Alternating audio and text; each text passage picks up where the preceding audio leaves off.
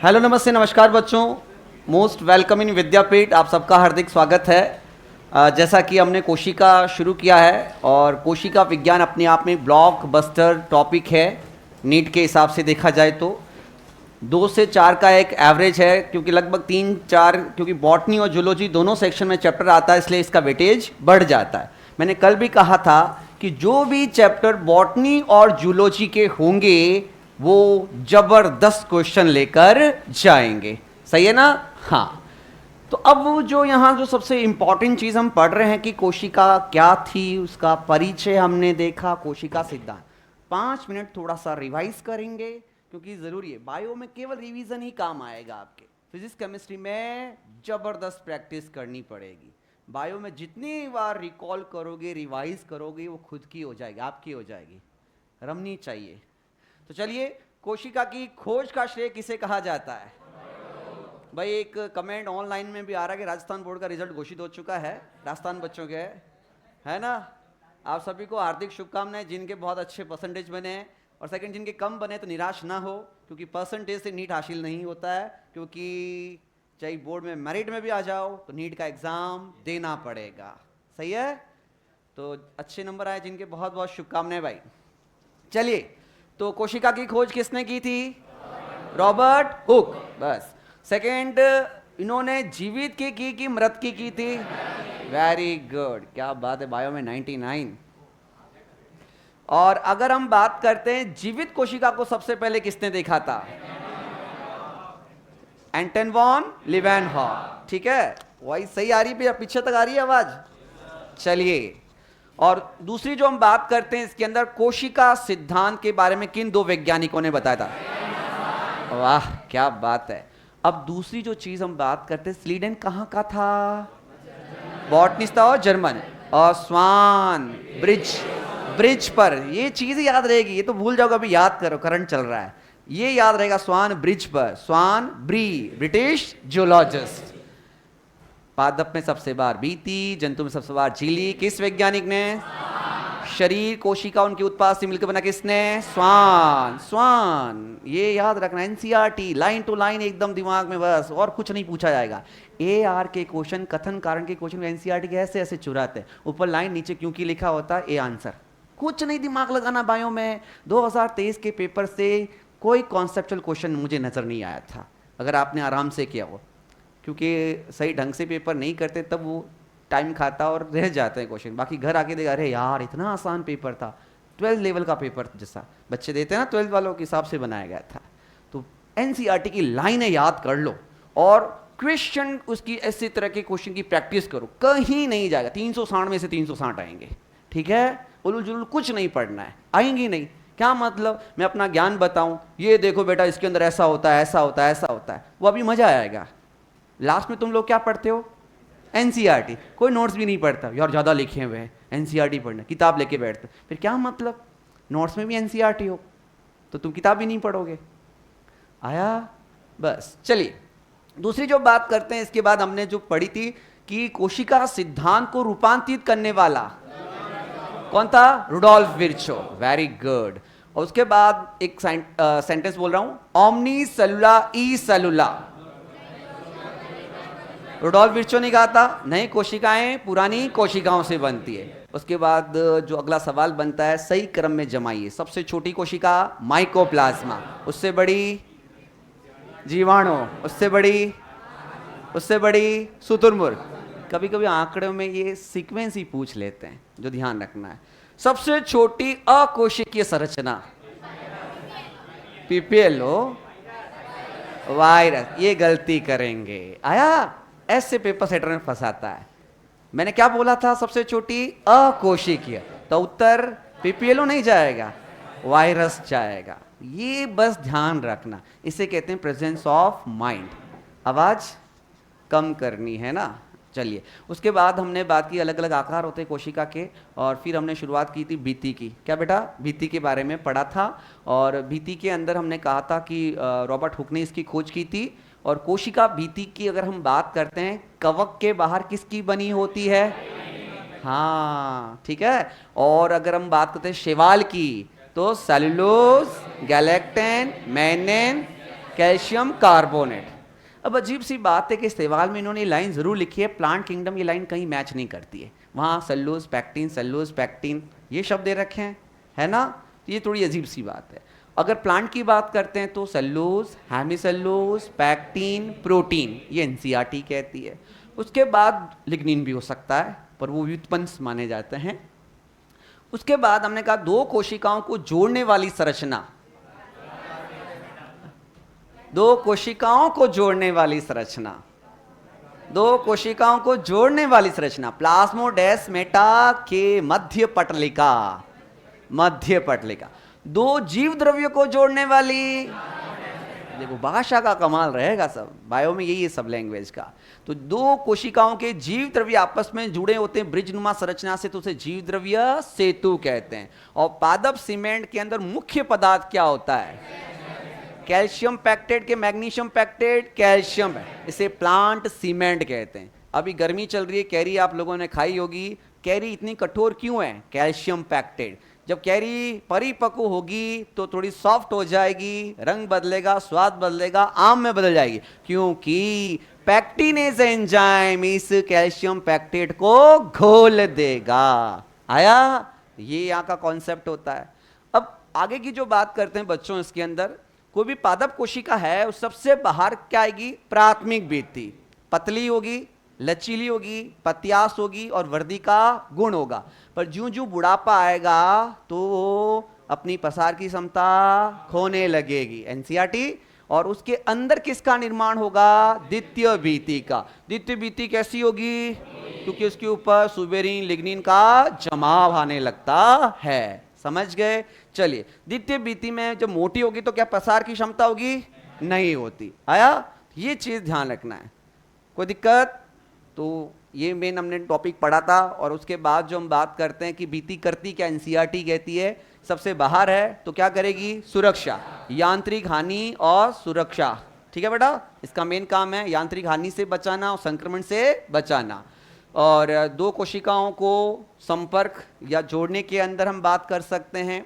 और जो अवांछनीय बड़े बड़े अणु हैं, देखो छोटे अणु चले जाएंगे, एनसीईआरटी कहती है अवांछनीय वृहद अणु के प्रवेश के लिए वो क्या बन जाएगी? अवरोधक। तो चलो लिखते हैं इसके अंदर और फिर झीली पढ़ेंगे। एनसीईआरटी ज्यादा कुछ नहीं, इतना दिमाग लगाना है। इसमें बहुत सारी चीजें आती है भित्ति के अंदर, अपना आता ही नहीं। गर्त क्या होता है, एनफीड्स क्या होते हैं, क्या मतलब है, आएगा ही नहीं। ठीक है भाई? हाँ, चलिए। सबसे बड़ी कोशिका शुतुरमुर्ग अंडा। सबसे लंबी कौन सी होती बेटा? वाह, क्या बात है।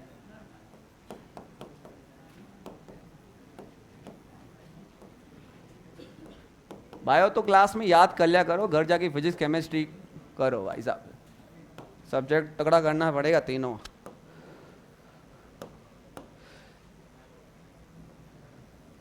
क्या लिखा मैंने भी?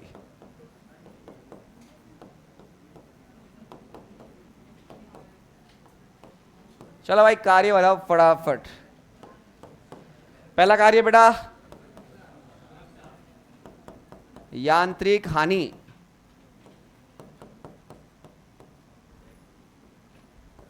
वह संक्रमण से सुरक्षा।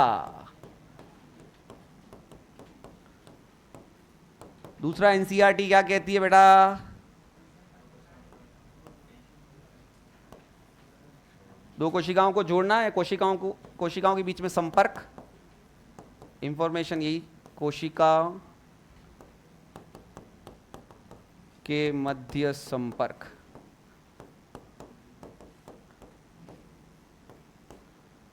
संयोजन करना, उनमें संपर्क स्थापित करना, एनसीईआरटी।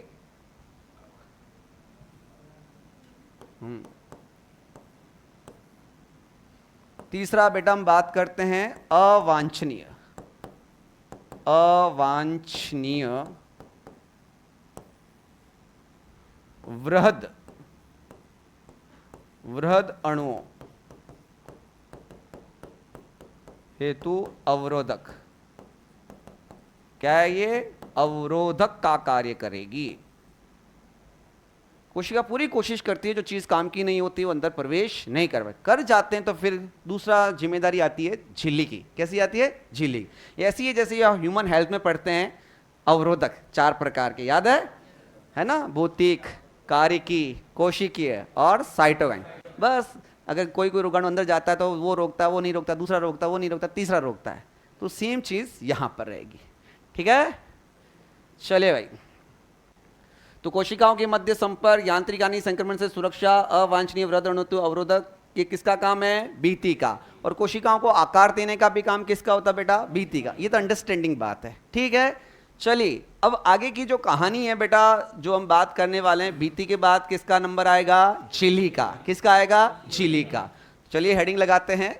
इसमें कोई दिक्कत? इजी है, बहुत इजी चैप्टर है सेल।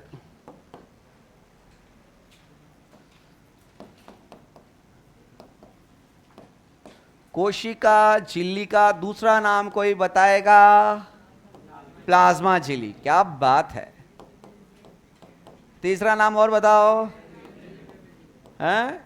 जैव झिल्ली, बायोमेम्ब्रेन, प्लाज्मा, जैव झिल्ली, और अब इंग्लिश भी लिख दें एक तो, है ना? Plasma membrane. बहुत है, इतना था ना? कोशिका झिल्ली, प्लाज्मा झिल्ली, जैव झिल्ली, बायोमेम्ब्रेन, सेल मेम्ब्रेन, सब इसके नाम हैं। ठीक है ना? हाँ, तो ये ध्यान रखना बेटा।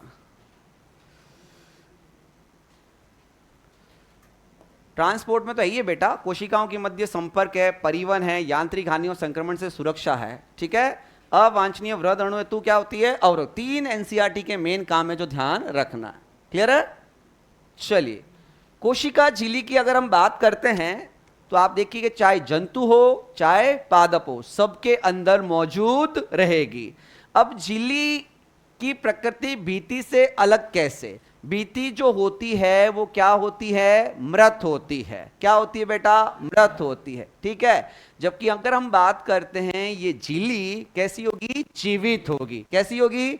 लचीली होगी, तरल होगी, प्रत्यास्थ होगी। आया? और पहले कहा जाता था ये पारगम्य होती है, जबकि अब कहा जाएगा चयनात्मक पारगम्य। मतलब चयनित पदार्थ अंदर जाएंगे तो चयनित अणुओं के लिए, ध्यान रखना, चयनित अणु जाएंगे उसके लिए पारगम्य है, सबके लिए नहीं है। और जल के लिए पारगम्य। बदल रहा हूं, घुमा रहा हूं आपको। देखो, झिल्ली चयनात्मक पारगम्य, सही बात है। अब मैं सेंटेंस, जल हेतु बोलो कि अर्ध पारगम्य। सोच के बताओ। ये अब ट्रांसपोर्ट इन प्लांट जो ऐसे अब हटा दिया गया है, ये गजब के क्वेश्चन आते हैं। अपारगम्य, पारगम्य, अर्ध पारगम्य, चयनात्मक पारगम्य, क्या फर्क है? अर्ध पारगम्य का मतलब क्या हुआ? आधा, मतलब केवल जल के लिए, केवल जल और विलाय के लिए अर्ध पारगम्य आया। और पारगम्य का मतलब क्या हुआ? सबके लिए, विलय भी जाएगा और विलायक भी जाएगा। चयनात्मक का मतलब जल प्लस चयनित विलय। आया कि नहीं आया समझ में? चीजें आसान थी, जब घुमाया जाता है तो बच्चा घूम सकता है यहाँ पे। ठीक है, तो कुछ ना कहे तो एक शब्द में कहूं तो झिल्ली कैसी होगी? चयनात्मक पारगम्य। ठीक है, जल हेतु अर्ध पारगम्य। आ रहा है? केवल जल जाता है। ठीक है ना? चलिए, दूसरी जो हम बात करते हैं, जो चीजें मैंने बोली कि लचीली है, तरल है, ये इसको समझाने के लिए कई मॉडल आए। सबसे पहले आया था सैंडविच मॉडल। सैंडविच मॉडल कहता है कि जैसे आपने बर्गर खाया होगा, ब्रेड बटर खाया होगा, ऊपर ब्रेड, नीचे ब्रेड और बीच में मक्खन। ये जो ब्रेड है वो प्रोटीन है और मक्खन क्या है? वसा। तो इसे कहते हैं सैंडविच। क्या कहते हैं? सैंडविच, है ना? तो ये सैंडविच मॉडल आया था जिसको दिया था डेवसन और डेनिली ने। रिजेक्ट हो गया क्योंकि ये इन प्रकृति को समझा नहीं पाया था। दूसरा जो मॉडल आया था रॉबर्टसन का, इकाई झिल्ली। रॉबर्टसन साहब कहते हैं सारी परतें इकाई यूनिट के तौर पर इकाई के रूप में उपस्थित होते हैं और सभी चीजों में, सभी कोशिकाओं में समान होते हैं। क्या ऐसा हो सकता है क्या? नहीं। प्रोटीन और वसा हर कोशिकाओं में भिन्न भिन्न होगी। क्या होगी? इसलिए रॉबर्टसन के उस मॉडल को भी क्या कर दिया गया? खारिज। और लास्ट में भाई साहब 1972 के अंदर आए थे एफएम मॉडल को लेकर, फ्लूइड मोजेक, तरल मोजेक, क्रीमीर नमूना मॉडल, सिंगर और निकोलसन। और यही सबसे फेमस रहा, सबसे मान्य रहा, वही हमें पढ़ना है। एनसीईआरटी ने इसी का जिक्र किया है, बाकी मॉडल का जिक्र नहीं किया। अब ये मॉडल ही सब विशेषताओं को कैसे बताएगा उसको चित्र द्वारा समझेंगे, ठीक है। और कहा जाता है कि इन भाई साहब ने एक संरचना पर अध्ययन करके दुनिया को बताया था, और वो संरचना थी आरबीसी। अब सवाल ये है लॉजिकल कि आरबीसी को ही क्यों चुना झिल्ली के अध्ययन के लिए? सोच के बताओ, क्यों आरबीसी को ही चुना गया झिल्ली के अध्ययन के लिए? क्योंकि आरबीसी के अंदर कोई कोशिकांग नहीं हो, ना माइटोकॉन्ड्रिया, ना ईआर, ना गोल्जी, ना लाइसोसोम, तो कोई है ना हस्तक्षेप नहीं करने वाले।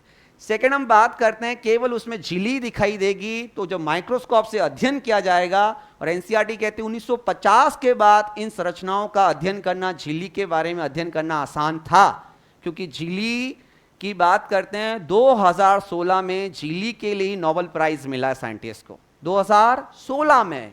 अरे कितना पुराना कोशिका पढ़ रहे हैं, 2016 में झिल्ली के लिए नोबेल प्राइज, क्योंकि झिल्ली के अंदर इतने सारे चैनल्स होते हैं, ट्रांसपोर्ट चैनल होते हैं, जो अभी मेडिकल साइंस में गजब है। आप जब डॉक्टर बनोगे मेडिकल साइंस में, तो अगर एम्स में जाओगे, रिसर्च सेंटर है जहां बताता है कि कोई ड्रग कितनी देर में असर करती है। ऐसी ड्रग पर साइंटिस्ट काम कर रहे हैं जिनकी पारगम्यता अच्छी हो, झिल्ली से जल्दी प्रवेश करे तो असर जल्दी करेंगे। आया समझ में? इसलिए इस कॉन्सेप्ट पर 2016 का नोबेल प्राइज झिल्ली पर ही दिया गया था। तो आप देख सकते हैं कितनी महत्वपूर्ण ये संरचना है। और माइक्रोस्कोप 1950, वैसे 1932 में खोज हुई थी, पर एनसीईआरटी का आंकड़ा कहता है 1950 के बाद, यानी जब इलेक्ट्रॉन माइक्रोस्कोप आ गया था, तब झिल्ली का अध्ययन करना आसान हुआ था। ठीक है भाई, तो कुछ बेसिक पॉइंट लेते हैं, उसके बाद हम पढ़ते हैं इसकी आगे। चलिए, तो इसकी विशेषता बताओ बेटा। झिल्ली की अगर हम बात करते हैं, कैसी होगी बेटा? जीवित, बोलो, प्रत्यास्थ, टू द पॉइंट, याद रखनी चीजें, लचीली, और चौथी बात बोलो, तरल, फ्लूइड होती है, फ्लूइड की तरह इसकी प्रवृत्ति है। और तरल कहना ज्यादा जरूरी होगा, तो इस चीज को मैं हटा देता हूं फिर, और एक जय मस्त नाम जो लिखना चाहता हूं वो है चयनात्मक। हाँ, तरलता को मैं आगे समझाऊंगा तो अच्छा रहेगा। चयनात्मक पारगम्य, इसको हाईलाइट कर देना, क्योंकि ये सबसे महत्वपूर्ण विशेषता है। तो ये झिल्ली की विशेषता आपको ध्यान रखनी है। जीवित होगी, प्रत्यास्थ होगी, लचीली होगी, तरल होगी, चयनात्मक, पारगम्य होगी। अब यहां इन चीजों को समझाने के लिए कई मॉडल आए थे, पर सबसे अच्छा मॉडल कौन सा था? सिंगर निकोलसन का फ्लूइड मोज़ेक मॉडल। और किस पर उन्होंने काम करके बताया था? आरबीसी। तो हम बात करते हैं अध्ययन हेतु श्रेष्ठ क्या है। अगर झिल्ली का अध्ययन करना चाहते, अध्ययन हेतु किसका चुनाव किया जाता है? आरबीसी का। किसका बेटा? आरबीसी का चुनाव किया जाता है। ठीक है। और इस आरबीसी के अंदर जो है, अगर संगठन की बात की जाएगी, प्रोटीन और वसा और कार्बोहाइड्रेट, तो ये बड़ा शानदार क्वेश्चन है, इसे कहते हैं आंकड़ों वाला सवाल। एनसीईआरटी आंकड़े बदलेगी, सवाल वही रहेगा, प्रोटीन कितना प्रतिशत? वाह क्या बात है। 2023 बोटनी तो पूरा आंकड़ों पे ही था, कुछ भी नहीं पूछा, सक्रिय परिवहन वगैरह ऐसे थाली में परोस परोस के सवाल। वसा, अन्य, बस ये अन्य मतलब जो भी बचे हुए जो होते हैं। ठीक है बेटा, प्रोटीन 52%, वसा 40%, और बचे हुए क्या होंगे बेटा? कार्बोहाइड्रेट। यानी लिखने की जरूरत ही नहीं है, कार्बोहाइड्रेट इतना लिखो। एनसीईआरटी इसका आंकड़ा नहीं लिखा है, वैसे 8% के आसपास होगा, और हम भी नहीं लिखना चाहते हैं, तो इसी पे फोकस करो। जो एनसीईआरटी का आंकड़े उसी पे फोकस करेंगे अपन।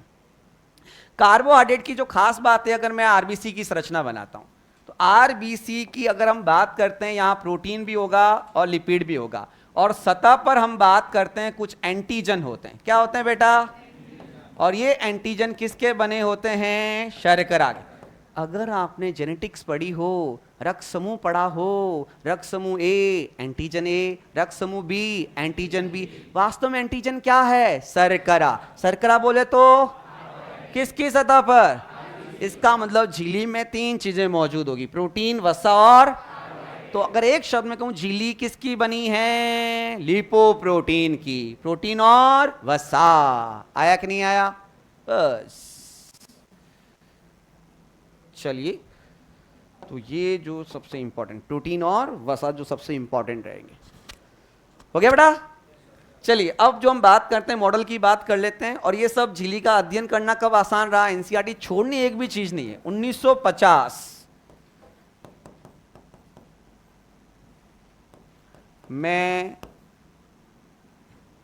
इलेक्ट्रॉन सूक्ष्मदर्शी, इसका क्वेश्चन कैसे बनेगा, एक दिमाग में सवाल आता होगा, ये यार याद करें कि नहीं करें। उसके जब पूरा चैप्टर खत्म हो जाएगा तब मैं बताऊंगा कौन सी संरचनाएं इलेक्ट्रॉन सूक्ष्मदर्शी की खोज के बाद खोजी गई। तो दिमाग लगाना है, बहुत शानदार क्वेश्चन बन सकता है। ये जो पूरे चैप्टर में बिखरी हुए आंकड़े हैं उसको समेट कर एक सवाल बनाया जाता है। झिल्ली इलेक्ट्रॉन माइक्रोस्कोपी खोज के बाद, राइबोसोम छोटे छोटे होते हैं 15 से 20 नैनोमीटर, ए आया। ऐसे एक क्वेश्चन डिजाइन करके मैं बताऊंगा, मेरे को भी याद दिला देना, शानदार क्वेश्चन बनेगा वो, ठीक है। की खोज के बाद, तो ये जो अध्ययन है आरबीसी पे किया गया था, कब किया गया था, 1950 में इलेक्ट्रॉन, क्योंकि 72 में आया था मॉडल, 1972 में सिंगर निकोलसन का मॉडल आया था। इसका मतलब बात सही है कि एनसीईआरटी की 1950 में इलेक्ट्रॉन सूक्ष्मदर्शी की खोज के बाद आरबीसी पर अध्ययन करके हम लोगों ने चीज बताई थी, ठीक है। चलिए तो चलते हैं मॉडल की तरफ, सिंगर और निकोलसन, ये लिख लिया बेटा। चलिए,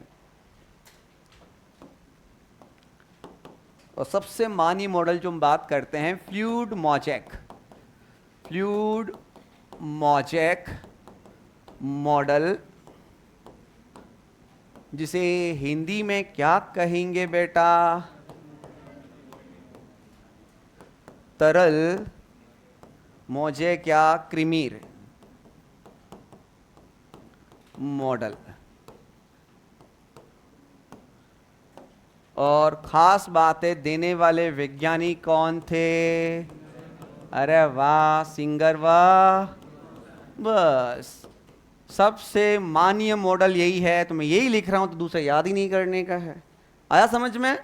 तो याद रखना बेटा, सिंगर और निकोलसन ने तरल क्रीमीर मोज़ेक मॉडल दिया था। सैंडविच मॉडल, रॉबर्टसन का मॉडल एनसीईआरटी में है ही नहीं, मैंने आपको बता दिया, बस इतना एनसीईआरटी पढ़ना है, क्योंकि वो क्या मतलब, कोई आ ही नहीं रही चीजें, फालतू नोट्स बढ़ा रहे हैं, लास्ट में दिक्कत करते हैं। लास्ट में जब एग्जाम आएगा ना नीट का, तो आपको ये जरूरत पड़ेगी कि एक महीने के अंदर मैं 38 चैप्टर या जो रिड्यूस हो चुके हैं उनको कैसे पढ़ूं। तो नोट्स समराइज होंगे, एनसीईआरटी बेस्ड होंगे, तो उनका रिवाइज करना इतना मस्त लगा, अरे यार यही तो यार यही आने वाला है, तो ये बड़ा फायदा वाला होगा मामला। तो ये फोटो बनाते हैं अपन, सबसे मानी मॉडल है बेटा, ये सबसे मानी, मोस्ट वैलिड।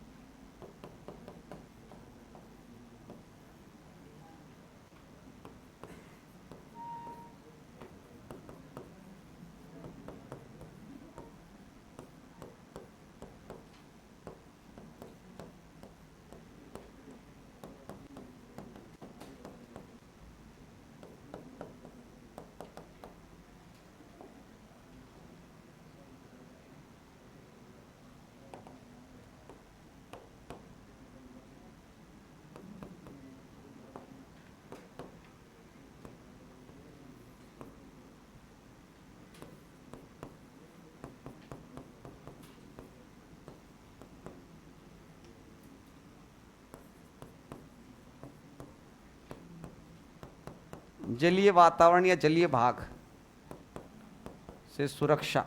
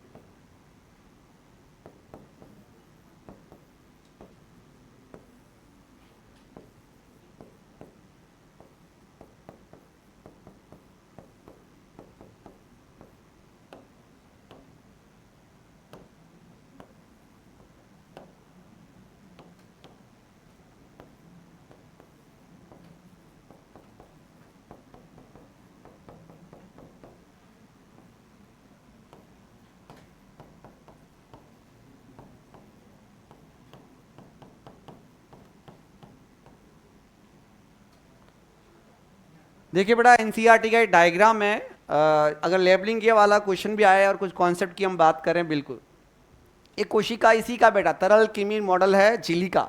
झिल्ली का मॉडल है बेटा, किसका बेटा? झिल्ली का मॉडल है, ठीक है ना? हाँ,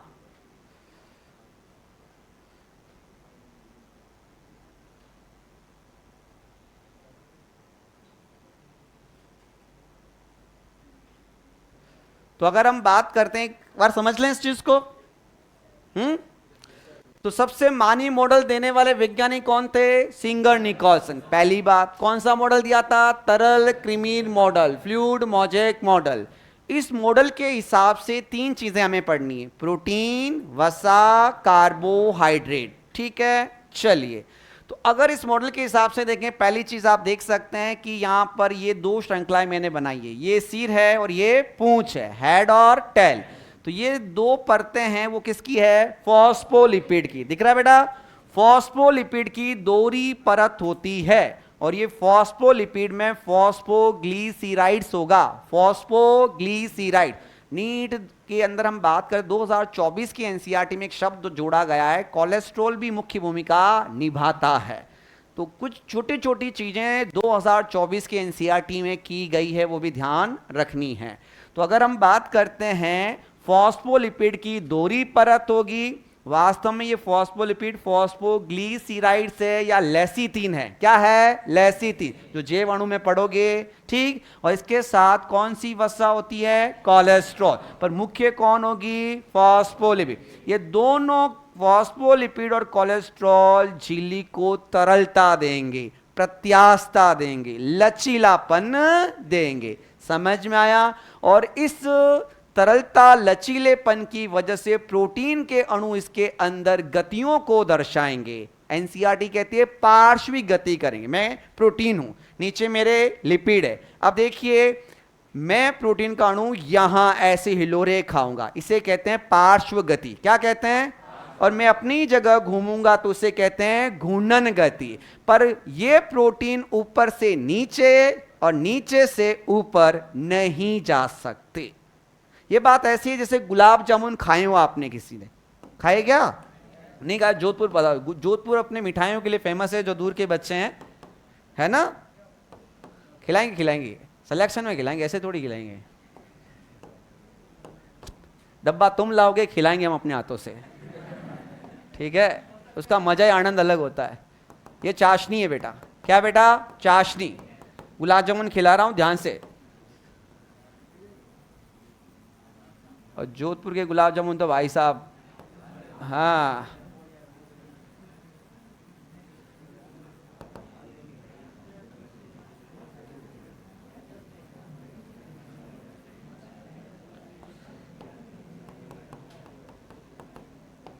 ये गुलाब जामुन, क्या बेटा, ये गुलाब जामुन जो है प्रोटीन है। क्या है? प्रोटीन है। और ये जो चाशनी है वो वसा है। क्या है? चलिए, दिख तो रहा है कलर, ये रेड लिख दिया मैंने वैसे। अब ध्यान से देखने का है, इसके अंदर गुलाब जामुन अपनी जगह घूम सकता है और पार्श्व गति कर सकता है। ये गुलाब जामुन प्रोटीन चाशनी या वसा के अंदर अपनी जगह घूम सकता है, और कोई भी लेने लड़की वगैरह कोई आ रही तो आराम से वो हिलोरे तो खाएगा, गुलाब जामुन है। आया समझ में? तो ये गुलाब जामुन वसम, ये एनसीईआरटी की बात करो, मजाक की बात नहीं है। वो खुद कहती है फॉस्फोलिपिड और कोलेस्ट्रॉल की वजह से झिल्ली में तरलता आ जाती है, अर्ध तरल प्रकृति होती है। अर्ध तरल का मतलब कोलगेट जैसी, शहद जैसी, जिसके अंदर पार्श्विक गति प्रोटीन दर्शाएंगे। तो ये प्रोटीन गुलाब जामुन ऐसे घूम सकता है, ऐसे घूम सकता है। पर अगर ये गुलाब जामुन चाहे कि मैं नीचे भी देख के आऊं क्या है, और नीचे वाला सोचे कि ऊपर कौन लेने आई है देखूं, ऐसा संभव नहीं है। यानी प्रोटीन के अणु ऊर्ध्वाधर गतियों को नहीं दर्शा सकते, गुणन गति कर सकते हैं। और वसा चाशनी तो हिलोरे खाती है, ऊपर से नीचे जा सकती है, घूर्णन गति कर सकती है, कौन सी भी गति कर सकती है, पर प्रोटीन के अणु ऊर्ध्वाधर गतियों को नहीं दर्शा सकते। अब देखिए, कुछ प्रोटीन या गुलाब जामुन ऊपर की सतह पर है, जिन्हें जोधपुरी लोग तो बिना चम्मच से ऐसी हाथ में उठा लेते हैं। कुछ गुलाब जामुन आधे डूबे हैं, तो कुछ गुलाब जामुन चाशनी वसा की सतह पर होंगे तो उन्हें कहेंगे परिधीय प्रोटीन। क्या कहेंगे? कुछ गुलाब जामुन जो आधे डूबे होंगे या पूरे डूबे होंगे उन्हें कहेंगे अंगभूत। एनसीईआरटी कहती है जो प्रोटीन वसा के अंदर पूर्ण रूप से या आंशिक रूप से डूबे होते हैं, धसे होते हैं, उन्हें अंगभूत। क्या उन्हें आसानी से निकाल सकते हैं क्या? जो गुलाब जामुन डूबे होंगे उन्हें आसानी से पृथक। इसका मतलब एनसीईआरटी कहती है कि चाशनी में गुलाब जामुन को निकालने की प्रकृति के आधार पर कितने प्रकार के गुलाब जामुन, कितने प्रकार के प्रोटीन, परिधीय और अंगभूत। आया कि नहीं आया? बस खत्म कॉन्सेप्ट। तो ये हमने बात कर ली, फॉस्फोलिपिड, दोहरी परत, साथ में कौन? कोलेस्ट्रॉल। क्या देगी? तरलता। अब यहां पे देखिए इस फॉस्फोलिपिड के दो सिरे, सिर वाला भाग और पूंछ वाला भाग। जो ध्रुवीय सिरा ऊपर की तरफ होगा जल रागी, जो पूंछ वाला सिरा होगा अध्रुवीय जल भीरु। अब जल विरागी का कारण कौन है? क्यों है? संतृप्त वसीय अम्ल या असंतृप्त वसीय अम्ल। अब यहां पे एक लोचा है। एनसीईआरटी सेल बायो की लाइन कहती है संतृप्त वसीय अम्ल की वजह से जलीय वातावरण से सुरक्षित होते हैं। ऊपर वाले भाग से सुरक्षा कौन करेंगे? अध्रुवीय भाग। अगर आप बायोमोलिक्यूल पढ़ते हैं, लेसिथिन की संरचना पढ़ते हैं, वहां की लाइन को पढ़िएगा। नीट 13 में सवाल आ चुका है, संतृप्त या असंतृप्त दे रखा था। ये बड़ा उलझा हुआ मामला, किसको सही माना जाए। तो अब आपको विवेक लगाना होगा। ये आपको चीजें नहीं पता, चीजें एनसीईआरटी कहां कहां लिखी है। तो कोशिका वाले चैप्टर में क्या शब्द हाईलाइट किया है? संतृप्त। और जैव अणु के अंदर संतृप्त या असंतृप्त लिखा है। आ गई? अब इस चीज को लेसिथिन की संरचना पढ़ेंगे तब पता चलता है। आपने कभी केमिस्ट्री पढ़ा? RCOOH। आर का मतलब क्या हुआ? एल्किल। एकल बंध भी हो सकता है, द्विबंध भी हो सकता है। एकल बंध होगा तो संतृप्त, द्विबंध हुआ तो कुछ भी हो सकता है। आया समझ में?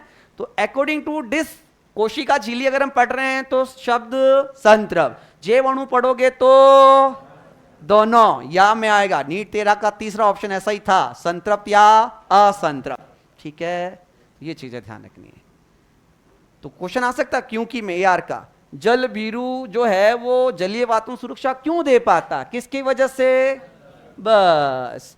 अब जो सतह पर प्रोटीन होंगे परिधीय, जो आंशिक रूप से होंगे या पूर्ण रूप से होंगे वो अंगभूत। फोटो बनाओ, खत्म हो गया। हाँ, फ्लिप फ्लॉप गति कहते बेटा।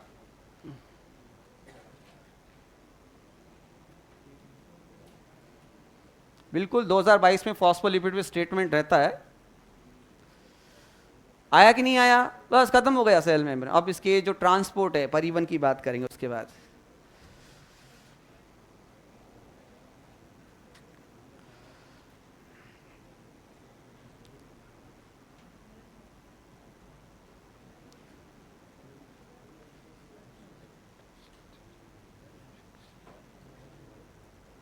लिखवा दिया था ना बेटा, मॉडर्न सेल थ्योरी के अंदर विर्चो का स्टेटमेंट लिख लिया था हमने। लाल प्रताप हमने लिख लिया था बेटा कल, विर्चो का स्टेटमेंट। गणेश एक बार लिख लें, फिर वापस समझा देंगे इसको। शर्करा में इतना याद रखना है, आरबीसी की सतह पर जो एंटीजन होते हैं वो किसके बने होते हैं? शर्करा। और किसकी तरह काम करेंगे? पहचान स्थल के, कि आरबीसी पर एंटीजन ही बताएंगे ब्लड ग्रुप ए है, बी है या ए बी है और या ओ है। कोई शर्करा नहीं, कोई एंटीजन नहीं, तो blood group O. A B और बी भी तो ए बी। बस। अंगभूत का मतलब होता है आंतरिक प्रोटीन। क्या होता है बेटा? Intrinsic protein. बना दिया फोटो?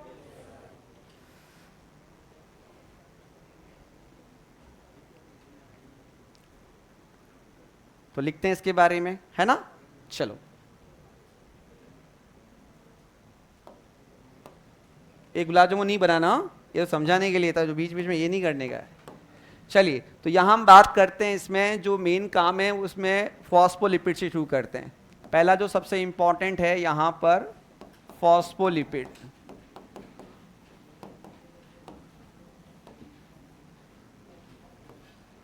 फॉस्फोलिपिड जो होती है बेटा, जिसमें हम एनसीईआरटी कहती है फॉस्फोग्लिसराइड। फॉस्फोग्लिसराइड, बाकी तो मैंने वही लिख दिया, आखिर कुछ लिखना ही नहीं पड़ेगा। मुख्य वसा, क्या बेटा? ये मुख्य वसा है। और वास्तव में अगर देखें, अगर बायोमोलिक्यूल पढ़ेंगे, इसको अपन एक और शब्द से नाम दे सकते हैं, लेसिथिन। तो सवाल कहीं से आ सकता है, फॉस्फोलिपिड है, फॉस्फोग्लिसराइड है या लेसिथिन है। ठीक है, ये मुख्य वसा मानते हैं। और इसके अलावा मुझे बताओ कौन होगी? बोलो। कोलेस्टेरॉल। क्या होगी बेटा? ये झिल्ली के स्थायित्व का काम करती है। तो कोलेस्ट्रॉल और फॉस्फोलिपिड जो वसा है, एक तरह से अपन बात करते हैं, तो फॉस्फोलिपिड मुख्य वसा होगी, जिसका दूसरा नाम फॉस्फोग्लिसराइड होगा या लेसिथिन के प्रकार में होगी। दूसरी कौन सी होगी? कोलेस्टेरॉल। ठीक है बेटा। और ये दोनों चीजें मिलकर झिल्ली को तरलता और लचीलापन देंगे। एनसीईआरटी कहते हैं इन दोनों के कारण झिल्ली जो है अर्ध तरल प्रकृति को दर्शाती है। किसको दर्शाती है बेटा? हाँ, बहुत गजब का स्टेटमेंट बनेगा। झिल्ली अर्ध तरल। और अंग्रेजी शब्द भी ध्यान रखना, कहीं कहीं हिंदी मीडियम में लाइनें खा जाती है, इंग्लिश में पूरी लाइन लिखी होती है, ये भी मैंने नोटिस किया है। हिंदी मीडियम में कहीं कहीं लाइनें गायब भी होती है, अंग्रेजी में लाइन एक्स्ट्रा लिखी होती है। Quasi fluid nature. तो सवाल आएगा बेटा, झिल्ली अर्ध तरल प्रकृति की होती है,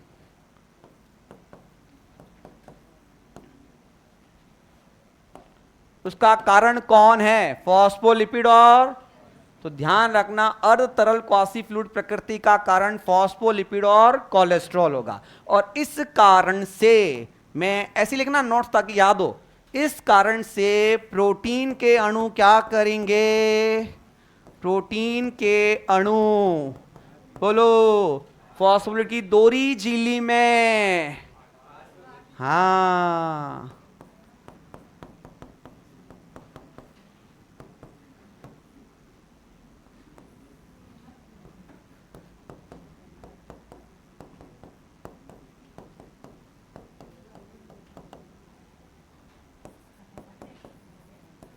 पार्श्विक गति को दर्शाते हैं।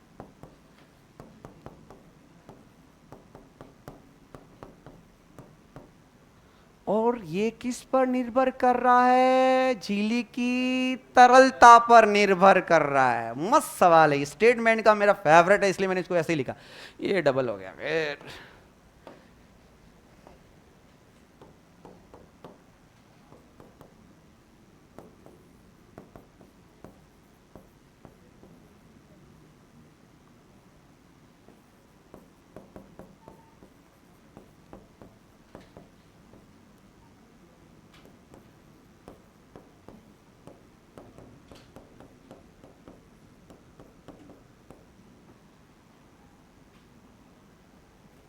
ये एनसीईआरटी की बड़ी खूबसूरत लाइन है।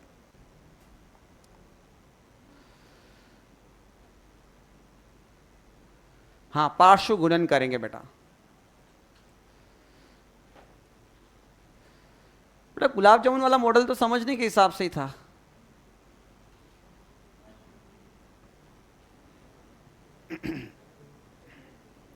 हो गया।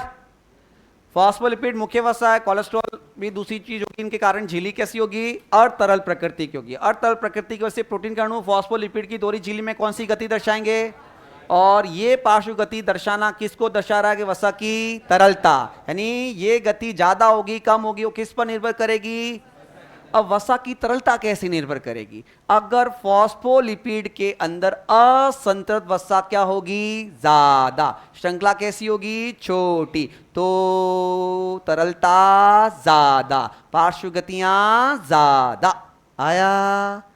ये कॉन्सेप्ट केमिस्ट्री का है कि अगर वसा के अंदर असंतृप्त द्विबंध वाले अणु ज्यादा होंगे और श्रृंखला की लंबाई छोटी होगी तो तरलता क्या होगी? ज्यादा।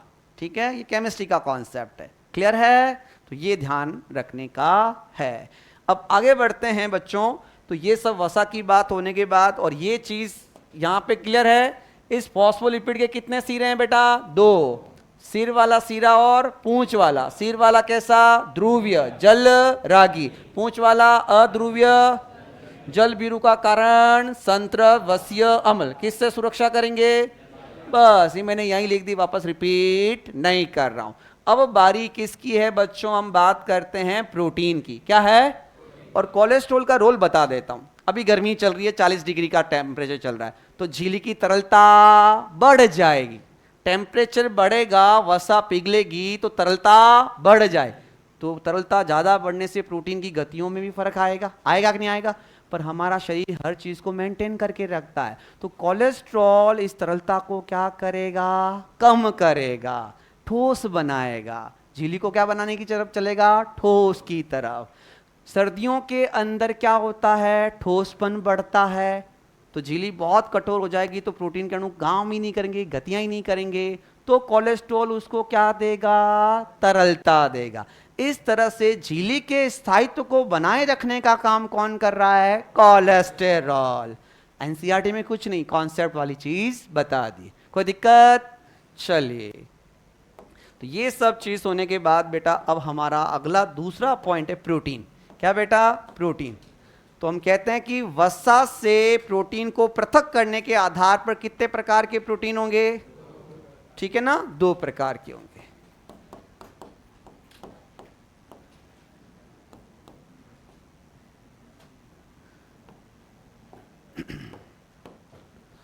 लिखिए इसके अंदर, वसा से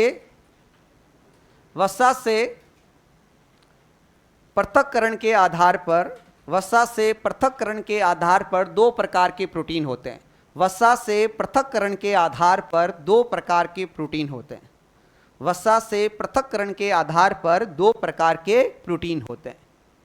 वसा से पृथक्करण के आधार पर 2 प्रकार के प्रोटीन होते हैं। एक बार पूरा हो जाए मैं वापस समझा दूंगा, टेंशन मत करो, मुझे पता है ना। रिवाइज करें, जब तक याद नहीं होता आगे नहीं बढ़ेंगे भाई। कौन कौन से 2 प्रकार के हम लिख लेते हैं बेटा? बताओ। अंगभूत और परिधीय। अंगभूत, अंगभूत का दूसरा नाम अगर हम बात करें तो ये आंतरिक, और अंग्रेजी में हम बात करते हैं तो इंट्रिंसिक। सब याद रखो, या इंटीग्रल, कई शब्द आते हैं। दूसरा बोलो परिधीय, पेरिफेरल या बाह्य प्रोटीन।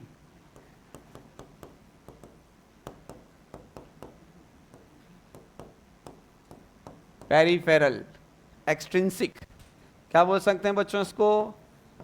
एक्सट्रिंसिक।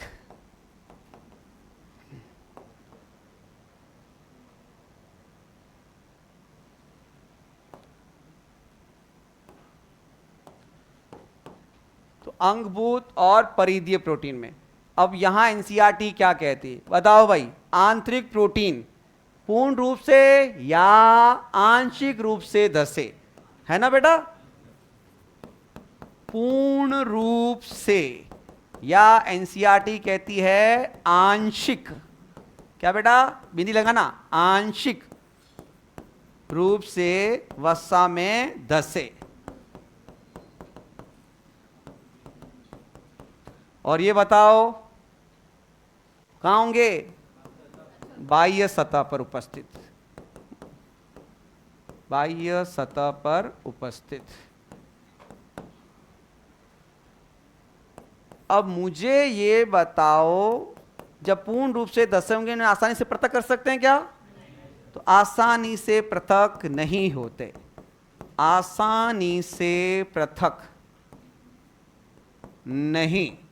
गुलाब जामुन वाला है, जो गुलाब जामुन डूबे होंगे उनको आसानी से निकाला, गुलाब जामुन मतलब प्रोटीन, और जो बाहर सतह पर तैर रहे हैं गुलाब जामुन को आराम से प्लेट में रखा जा सकता है, आसानी से पृथक। तो अब समझ में आया इनका पृथक्करण के आधार पर ही तो इनका वर्गीकरण किया गया दो भागों में, बाह्य और आंतरिक। आंतरिक होते हैं बेटा, वो अजीब सी बात है, 70% होते हैं, जबकि ये कितने होते हैं बेटा? 30% होते हैं। कितने होते हैं बेटा? 30% होते हैं। अंतिम चीज उदाहरण, आंतरिक में बड़े फेमस नाम है हाइड्रोजन पंप, नाम सुना? पोरीन चैनल, नाम सुना? ट्रांसपोर्टिंग प्लांट में, अरे सोडियम पोटेशियम पंप का तो नाम सुना होगा। ट्रांस मेम्ब्रेन टनल प्रोटीन,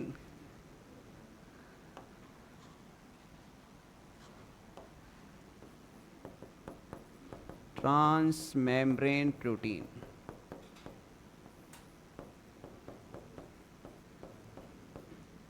और परिधीय प्रोटीन के अंदर एटीपीज, क्या बेटा?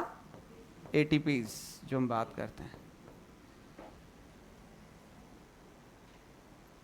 स्पेक्ट्रिन और एटीपीज। एटीपीज सिंथेज और एटीपीज में अंतर क्या होता है? चलो बताओ, कौन बताएगा? एटीपीज और एटीपी सिंथेज में अंतर क्या है? एटीपीज एटीपी को तोड़ेगा, एटीपी सिंथेज एटीपी बनाएगा। मायोसिन मांसपेशी जो है प्रोटीन, उसके सिर में कौन होता है? एटीपी सिंथेज के एटीपीज? एटी पक्का। और ऑक्सीसोम जो एटीपी बनाता है वहां एटीपी सिंथेज। वाह क्या बात है। तो ये हमने प्रोटीन की बात कर ली है। दिख रहा ना बेटा, कोई कटरा तो नहीं है ना? बोल दीजिएगा ना, पीछे दिख रहा है बेटा? हाँ,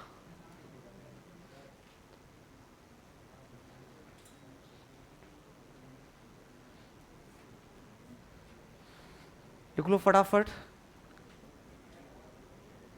हाँ, न्यूरॉन में सेंट्रियोल नहीं होता बेटा ना। हो गया? चलिए, ये प्रोटीन की बात कर ली। अब एनसीईआरटी की खूबसूरत चीज को फिर से पकड़ते हैं कि झिल्ली अगर तरल है तो क्या करेगी। पहली बात, अगर झिल्ली तरल है तो पदार्थों को आराम से ग्रहण करेगी, कोशिका की वृद्धि में सहायता करेगी, कोशिका का विभाजन आसानी से होगा और उनसे पदार्थों का स्त्रावण आसानी से होगा। होगा कि नहीं होगा? अरे बोलो। और ये कभी कभी जो है अंतर कोशिकीय संयोजन, दो कोशिकाओं को जोड़ने में तरलता क्या करेगी? भूमिका निभाएगी। तो बड़ी खूबसूरत लाइन है एनसीईआरटी की, लिखा जाए। चलो भाई ये चले।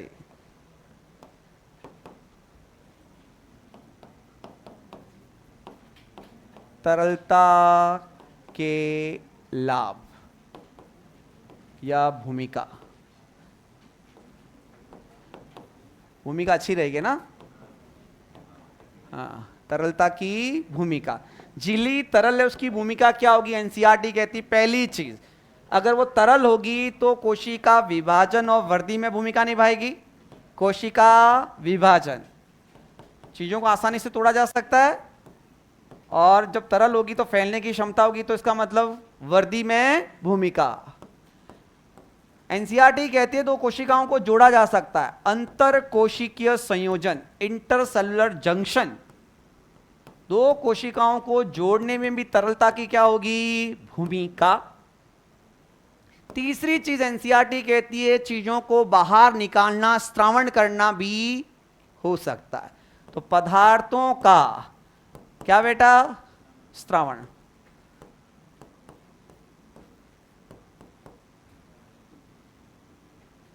पदार्थों का स्त्रावण। एंडोसाइटोसिस, नाम सुना? एंडोसाइटोसिस, पदार्थों का अंतःग्रहण।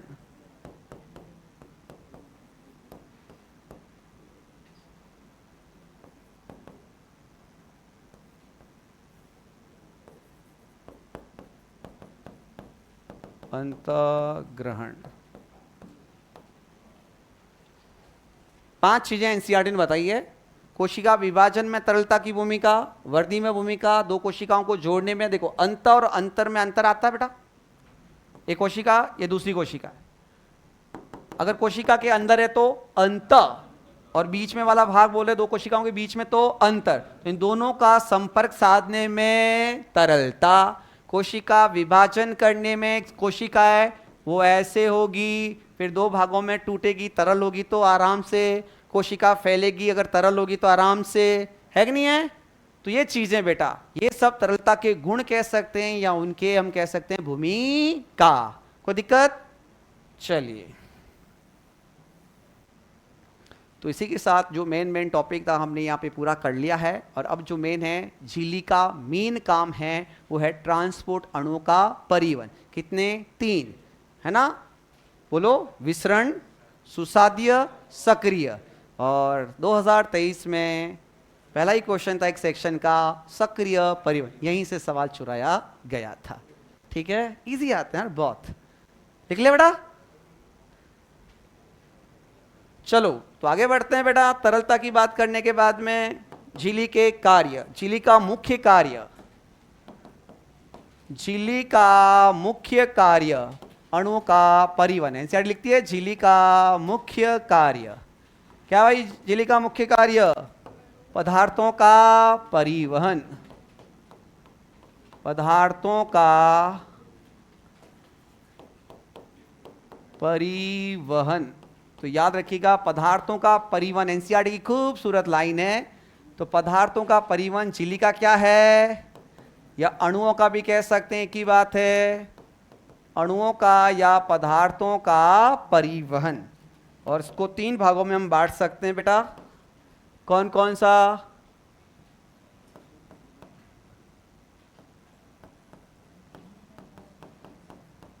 विसरण, सुसाद्य विसरण और सक्रिय परिवहन।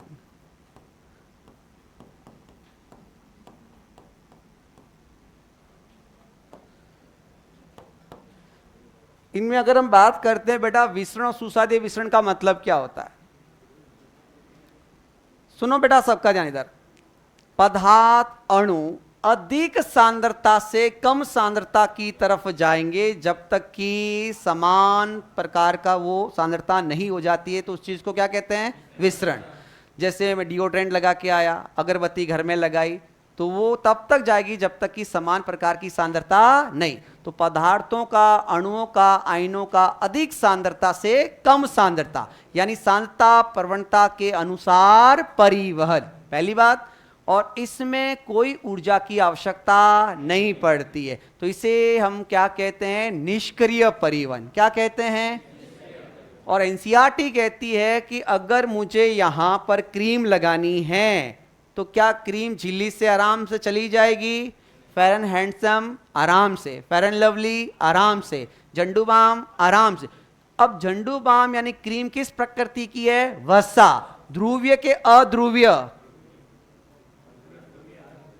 ध्रुवीय के अध्रुवीय, अध्रुवीय या उदासीन अणु। या आपने सुना गैसों के बारे में हम बात करते हैं, शायद सर क्या पढ़ा रहे हैं, ब्रीथिंग पढ़ रहे हो। ऑक्सीजन, नाइट्रोजन, CO2 का परिवहन विसरण द्वारा होता है। झिल्लियों से कैसे होता है?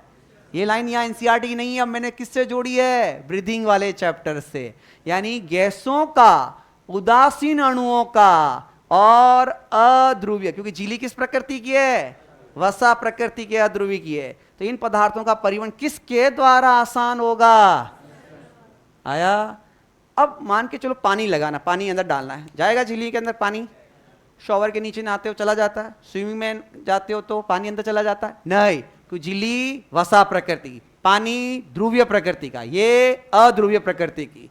तो उसके लिए कुछ विशेष प्रोटीन चैनल की जरूरत पड़ेगी। तो विशेष वाहक प्रोटीन के द्वारा सांद्रता प्रवणता के हिसाब से पदार्थों का परिवहन सुसाध्य कहलाएगा। लास्ट क्या बचा? सक्रिय। सक्रिय में सांद्रता प्रवणता के विरुद्ध ऊर्जा देकर पदार्थों का परिवहन क्या कहलाएगा? Sodium potassium pump. आया। ये तीन जो चीजें हैं। एनसीईआरटी एक जगह कहती है कि जल का विसरण भी सांद्रता के हिसाब से होता है। पानी अधिक सांद्रता से कम सांद्रता की तरफ जाएगा तो उसे हम परासरण कहेंगे। क्या कहेंगे? तो चलिए बेसिक पॉइंट लिख लेते हैं, बाकी ट्रांसपोर्टिंग प्लांट में है सब कुछ। आया कि नहीं आया? चलो, विसरण।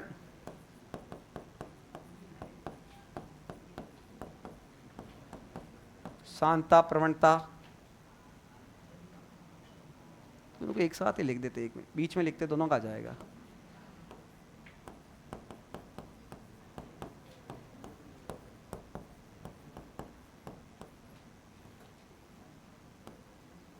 दोनों में क्या लगेगी? सांद्रता प्रवणता। क्या लगेगी बेटा? सांद्रता प्रवणता के अनुसार। दूसरी चीज हम बात करते हैं, दोनों के लिए क्या लागू होगी बेटा? यहां पर दोनों में निष्क्रिय परिवहन। कैसा है? दोनों निष्क्रिय परिवहन है, अधिक सांद्रता से कम सांद्रता की तरफ। पर बेसिक जो चीज अंतर की बात की जाएगी, बड़ा शानदार सवाल है कि दोनों में अंतर क्या रहेगा। विसरण के अंदर हम बात करते हैं, ये जो परिवहन होगा किसके लिए होगा? एनसीईआरटी क्या कहती है? उदासीन अणु। बोलो, और कौन सा अणु? अध्रुवीय। Very good. या बोलो, गैसों के लिए। या बोलो बेटा, या गैस, जैसे N2, O2, CO2 का परिवहन। शानदार क्वेश्चन है ये। तो अंतर में याद करो ताकि चीजें तुलनात्मक रूप से रहती है। का परिवहन। तो आप देख सकते हैं दोनों में समानता क्या है? सांद्रता प्रवणता है और निष्क्रिय। पर अंतर ध्यान रखना, विसरण किसके लिए होगा? उदासीन अणुओं के लिए। क्योंकि सुसाध्य विसरण में किसकी भूमिका रहेगी? वाहक प्रोटीन द्वारा। किसके द्वारा बेटा? वाहक प्रोटीन द्वारा। और दूसरा सबसे महत्वपूर्ण चीज है, ये किसके लिए होगा? ध्रुवीय अणु का परिवहन होगा।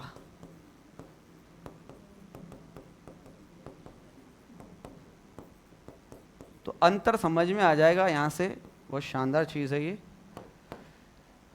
सक्रिय परिवहन सांद्रता प्रवणता के विरुद्ध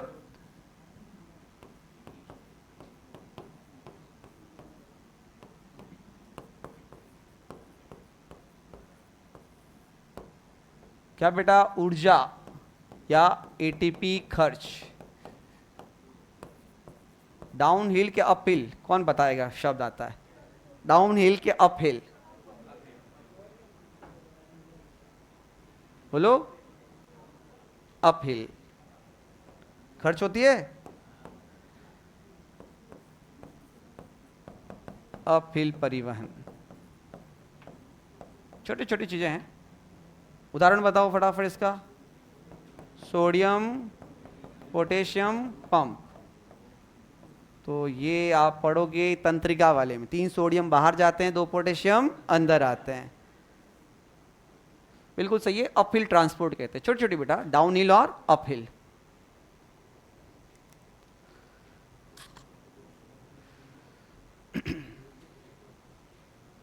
एनसीईआरटी यार, और कुछ भी नहीं। इसका डिटेल मैं क्यों नहीं बता रहा हूं, ट्रांसपोर्टिंग प्लांट में पूरा वापस रिपीट होता है मेन वहाँ, तो इसलिए यहाँ पे क्यों गीत गाने कि साहब ऐसा ऐसा होता है, इसका चित्र बना के बताऊं, यहाँ करनी ही नहीं। जिस चैप्टर में जितना दे रखा है उतना ही पढ़े, नहीं तो वो बहुत ज़्यादा बढ़ जाएगा, अति हो जाएगी फिर। ठीक है, जिस चैप्टर में जितना है उतना ही लिखें। ये इसका मेन कॉन्सेप्ट कहाँ है, ट्रांसपोर्टिंग प्लांट। इस बार जबरदस्त क्वेश्चन थे। प्लांट फिजियोलॉजी में आप देखिए 3 चैप्टर तो 2 तो उड़ने वाली हैं, ट्रांसपोर्टिंग प्लांट और मिनरल न्यूट्रिशन, और प्लांट हार्मोन में भी काफ़ी ज़्यादा जो है पीछे का पोर्शन उड़ा दिया है, और वर्दी में भी काफ़ी चीज़ें हटी है, तो इनका वेटेज बढ़ जाएगा। शोषण, प्रकाश संश्लेषण और प्लांट हार्मोन का वेटेज बढ़ गया। इनसे 3-3, 4-4 सवाल आएंगे इस बार। कोई दिक्कत आ गया? ये नीट 23 का सवाल था। सांता प्रवणता के विरुद्ध ऊर्जा एटीपी खर्च करने वाला परिवहन सक्रिय, सोडियम पोटेशियम पंप। ठीक है बेटा, चलिए सोडियम पोटेशियम, हाँ जी बेटा, अपील का मतलब होता है ये वाला, सांता प्रवणता के विरुद्ध।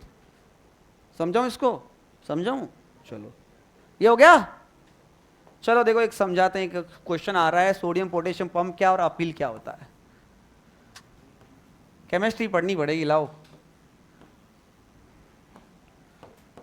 इलेक्ट्रॉन इस कक्ष से निकलकर यहां गया, फिर यहां गया।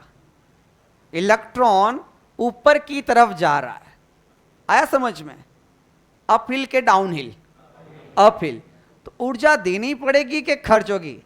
सीढ़ियां चढ़ रहे हो आप सीढ़ियां चढ़ रहे हो, ऊपर जा रहे हो, तो एनर्जी देनी पड़ेगी। आया? ये इलेक्ट्रॉन यहां चला गया, तो यहां ऊर्जा क्या हुई? खर्च। क्या हुई? ऊपर की तरफ जा रहे हैं, तो इसे हमने क्या बोला? अपहिल। अब इलेक्ट्रॉन को फिर नीचे पटका जाएगा, तो बेटा जब ऊपर से किसी को धक्का मार के गिराया जाता है तो आवाज तो आती है ना? जब ये इलेक्ट्रॉन वापस कहां जाएगा? नीचे।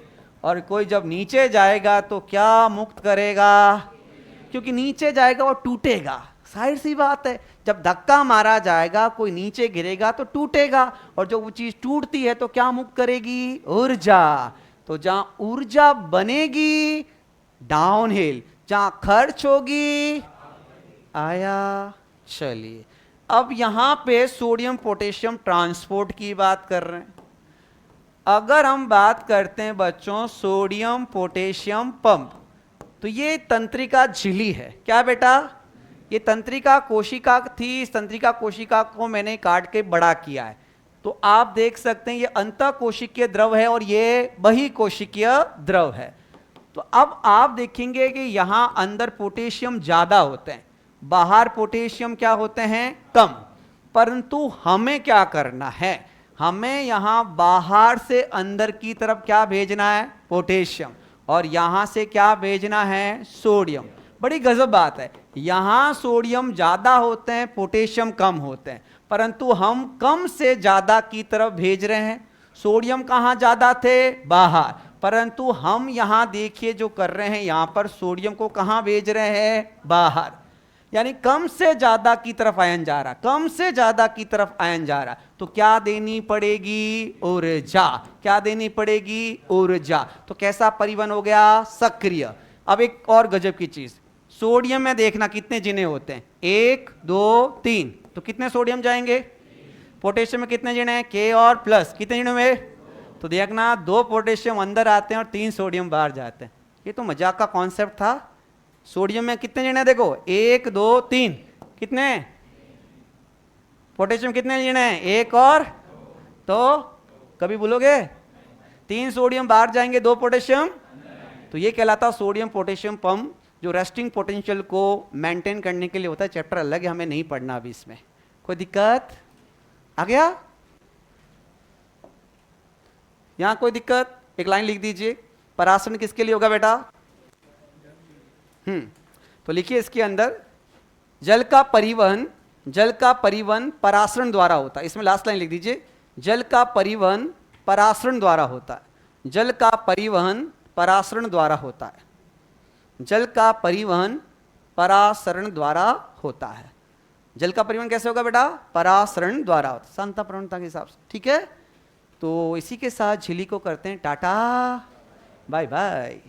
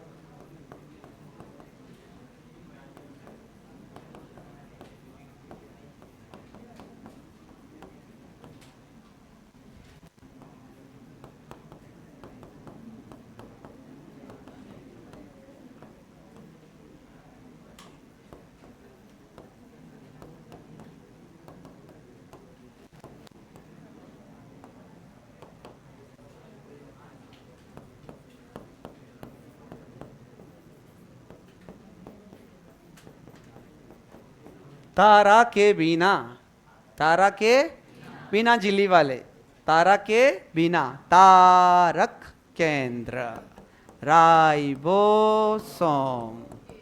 केंद्रिका। खुद ही बोलते हैं, किसके बिना? तारा के बिना, तारा के बिना। बिना झिल्ली वाले 3 एनसीईआरटी के, तारक केंद्र, सेंट्रियोल, राइबोसोम और केंद्रिका। जिसको अंग्रेजी इच्छुक है तो वो लिख सकता है न्यूक्लियोलस, और इसे कहते हैं सेंट्रियोल।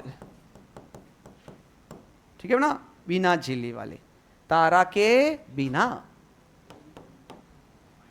तो याद रखिएगा बेटा, मस्त सवाल है। नीट में 2 से 3 बार ये रिपीट हो चुका है और फिर उम्मीदों में रहता है। एक सवाल बेसिक आता है बहुत, या तो एंडोमेम्ब्रेन सिस्टम से आता है या यहां से आता है, तारा के बिना। लाइन यही याद रहेगी।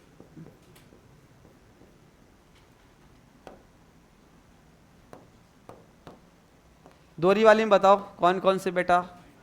ये तो इजी यार। माइटोकॉन्ड्रिया, कितने प्यारे बच्चे हो। क्लोरोप्लास्ट या प्लास्टिड, लवक है ना, और केंद्रक। बाकी तो मैं लिखूंगा ही नहीं, फालतू तक कौन याद करे क्या?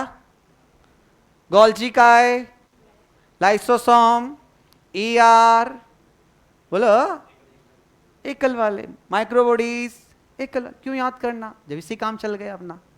आया? 3 ये याद रखना, एनसीईआरटी। बल ट्रांसपोर्ट मैंने नहीं पढ़ा है बेटा, है ही नहीं है, फालतू अपन क्यों लिखे इसको बढ़ाए। बल ट्रांसपोर्ट मैंने फिर कैंसिल कर दिया। एंडोसाइटोसिस, एक्सोसाइटोसिस, इतने सालों से देखो आ ही नहीं रहा है क्वेश्चन कोई, है ना।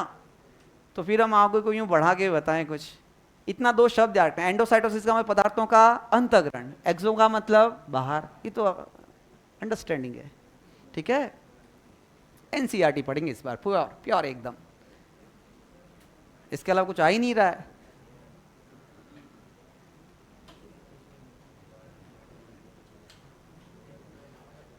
अरे हो गया, मस्त क्वेश्चन है, बहुत सारे क्वेश्चन इसमें।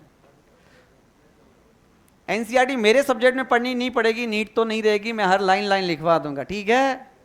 क्योंकि मैं बच्चों को देखता हूं लास्ट मोमेंट में नोट्स नहीं पढ़ता, वो एनसीईआरटी पढ़ता है, क्योंकि उसके दिमाग में ही NCERT NCERT NCERT NCERT NCERT. तो फिर नोट्स ही एनसीईआरटी वाली लिखें, प्योर ही, ठीक है। तो आगे बढ़ते हैं। एक बाउंसर क्वेश्चन आपके लिए बता रहा हूं। मैं बोल रहा हूं गुण सूत्र कैसे होंगे। एकल झिल्ली, दोहरी झिल्ली, बिना झिल्ली, बिना झिल्ली। सूक्ष्म तंतु, सूक्ष्म नलिका कैसी होगी? बिना झिल्ली। ये शानदार क्वेश्चन है। क्या है? जहां अक्सर बच्चा सोचने यार ये तो एनसीईआरटी में भी नहीं है, तो ये थोड़ा नोट में लिख दें तो मज़ा आ जाएगा ना। चीज़ें जो हटकर है ना, जो फंसा सकती है, वो छोड़ने का नहीं है, यही हम बात करेंगे। पर ये मेरा PW पता नहीं कहाँ चला जाता है, बड़ा हो नहीं रहा है, क्या हो जाता है इसको, मेरे से नाराज़गी है इसकी।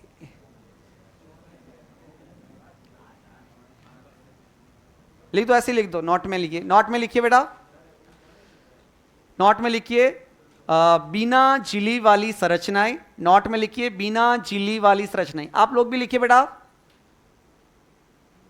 बिना झिल्ली वाली संरचनाएं, बिना झिल्ली वाली संरचनाएं। ऑप्शंस में डायरेक्ट लिखना आंसर।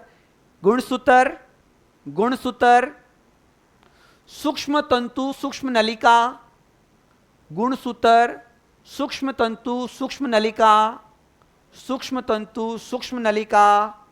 और बहुत बढ़िया ऑनलाइन वाले बच्चे ने जवाब दिया है, इंक्लूजन बॉडीज, अंतर्विष्ट काय। बहुत बढ़िया, अंतर्विष्ट काय, अंतर्विष्ट काय। देखो ऑनलाइन वाले बच्चे भी बहुत शार्प है भाई साहब इस बार, ठीक है, अंतर्विष्ट काय। तो ये चीज ध्यान रखना है। कितनी चीजें बताई मैंने, गुणसूत्र, बहुत शानदार है। अगर मैं 10 एक से उदाहरण दूं, बताइए कितनी संरचनाएं एकल झिल्ली वाली होगी, बिना झिल्ली वाली होगी, तो ऐसा मस्त सवाल बन सकता है। तो गुणसूत्र बिना झिल्ली का, सूक्ष्म तंतु सूक्ष्म नलिका बिना झिल्ली का, और बताओ अंतर्वेष्ट काय बिना झिल्ली का, और एनसीईआरटी के हिसाब से ये। और अगला माय फेवरेट, नीट 23 में भी आ चुका और 2021 में भी वो सवाल था, एंडो मेम्ब्रेन सिस्टम। ये चले,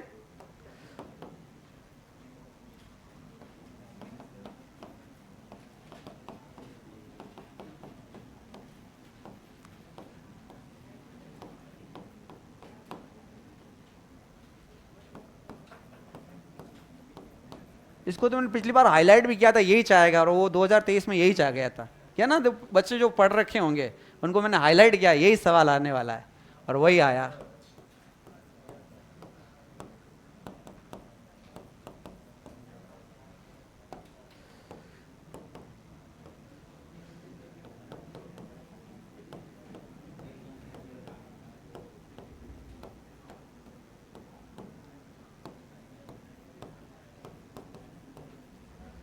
अब मीनिंग की बात करते हैं कि अंतःझिल्लिका तंत्र के कोशिकांग क्या होते हैं।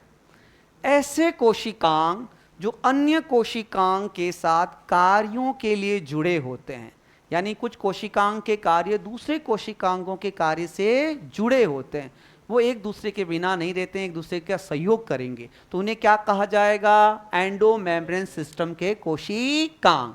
तो कोशिकांग जो अन्य कोशिकांग के साथ कार्यों के लिए जुड़े होंगे, और जो कार्यों के लिए एक दूसरे से जुड़े नहीं होंगे तो वो नॉन एंडो मेम्ब्रेन। दुनिया में सबसे आसान क्या है, इजी लव। क्या बेटा, इजी लव, बहुत बढ़िया। तो परिभाषा लिख दो पहले, कोशिकांग जो अन्य कोशिकांग के साथ कार्य हेतु जुड़े होते हैं, पड़ोस में जुड़े नहीं होते हैं। इतना क्यों लिखें अपन, क्या लिखेंगे, जुड़े नहीं होते। ये तुलनात्मक चीज बड़ी शानदार लगती है, समझ में भी आ जाती है चीजें। एनसीईआरटी पर उसको अरेंज करना पढ़ने के हिसाब से। दुनिया में सबसे आसान क्या है, इजी लव।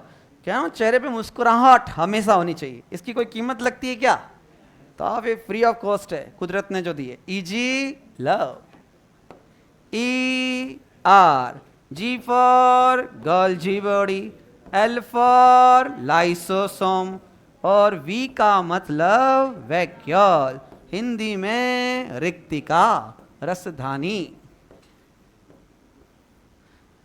तो ये ध्यान रखना, इजी लव, इजी लव, कितना आसान हो गया।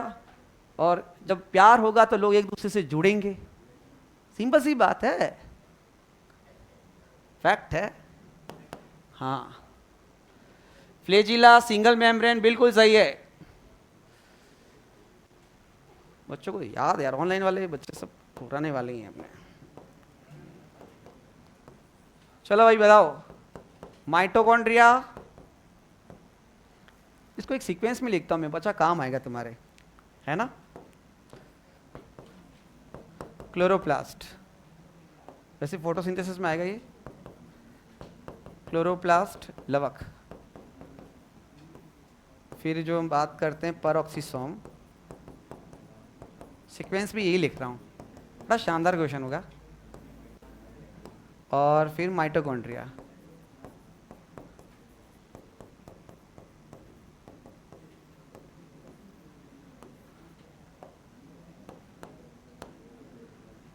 ऐसे कोशिकांग जो अन्य कोशिकांग के साथ कार्य हेतु जुड़े नहीं होते हैं। क्लोरोप्लास्ट, परऑक्सीसोम, माइटोकॉन्ड्रिया, ये तीनों के तीनों पता कहां काम आते हैं? C2 चक्र में।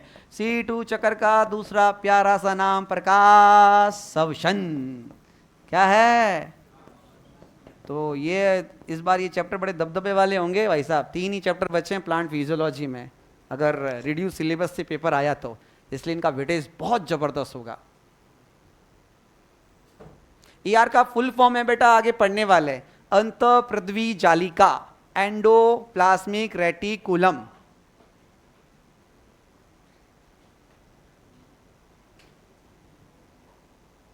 एंडोप्लाज्मिक रेटिकुलम बेटा ईआर आगे आ जाएगा, टेंशन मत, मुझे हर पता मैं चीज छोटी लिख रहा हूं या ज्यादा समझा नहीं रहा हूं, इसका मतलब आगे आने वाली। राइबोसोम में मैंने ज्यादा गीत गाई नहीं थी, पढ़ाया था जब, क्यों? आगे पढ़ने वाले हैं, ठीक है। आप तो बस आराम से जो पढ़ाया जा रहा है उसको याद कर लो, मस्त आराम से, समझ में आ रही चीजें, कोई चीज बाहर नहीं जाएगी आपके, आपका एक ही काम होना चाहिए।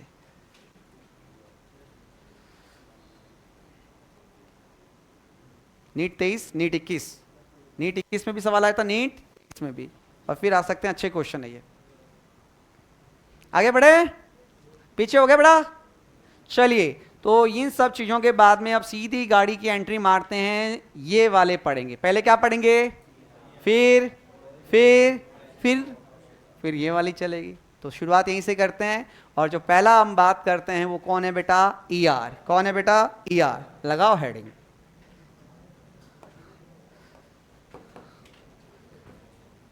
इजी है ना चैप्टर? लो ईआर की बात कर रहे तो ईआर ये लौट कर आई, ईआर आई, ईआर आई।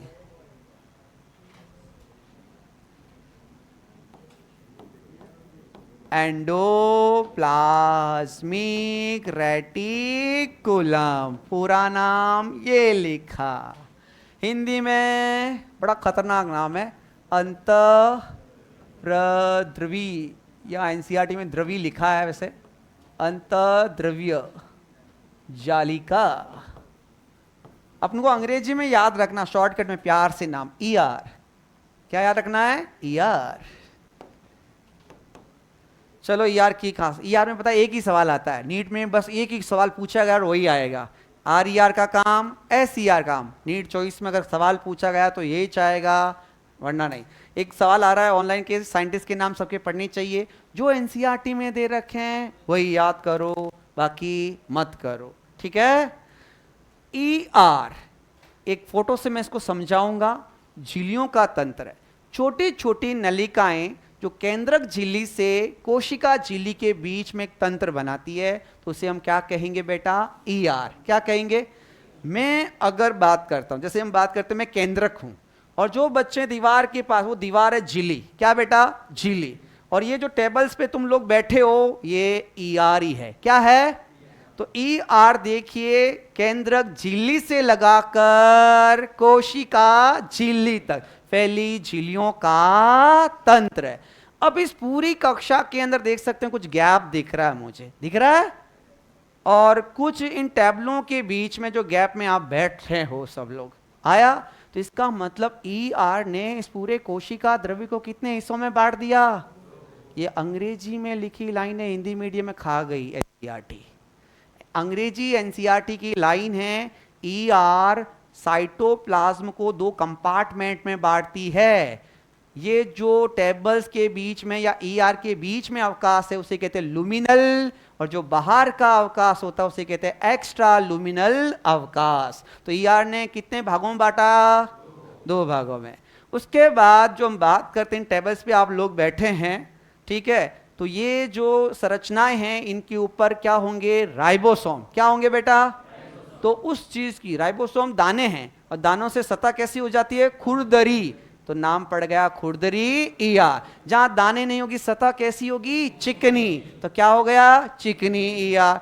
खुरदरी में राइबोसोम है और राइबोसोम क्या बनाएगा, प्रोटीन। तो आरईआर का काम प्रोटीन निर्माण और स्त्रावण, और चिकनी मतलब वसा, यानी वसा, लिपिड, स्टेरॉइड, हार्मोन, कोलेस्ट्रॉल का निर्माण।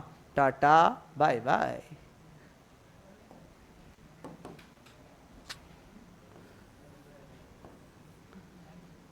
क्या है?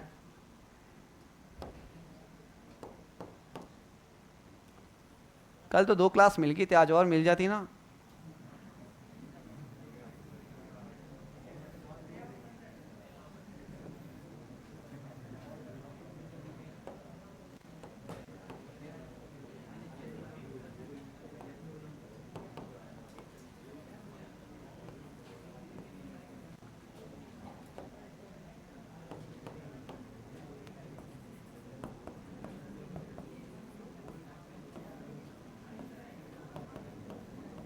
ये बेटा केंद्रक छिद्र है,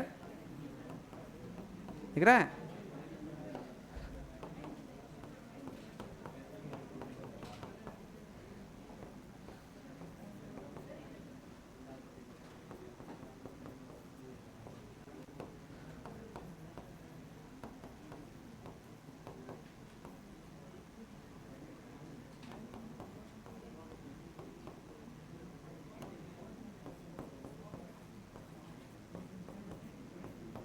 और ये जो दाने दिख रहे हैं ना बेटा, ये दाने क्या है, राइबोसोम। क्या है ये, राइबोसोम है।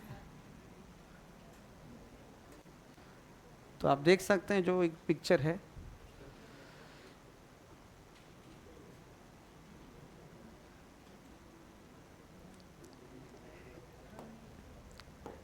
एनसीईआरटी तो अभी जो नई वाली वो काफ़ी कम हो गई, छोटी हो गई है ना। 11वीं और 12वीं के कई चैप्टर के साथ साथ उसमें मटेरियल भी कुछ हटाया गया है।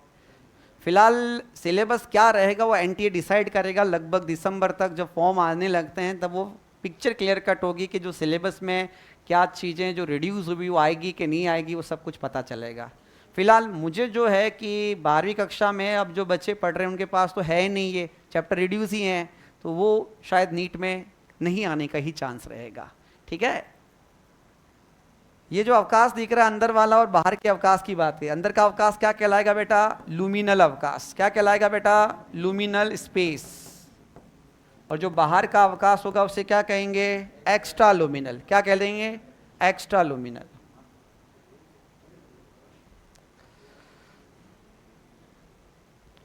चलिए बेटा,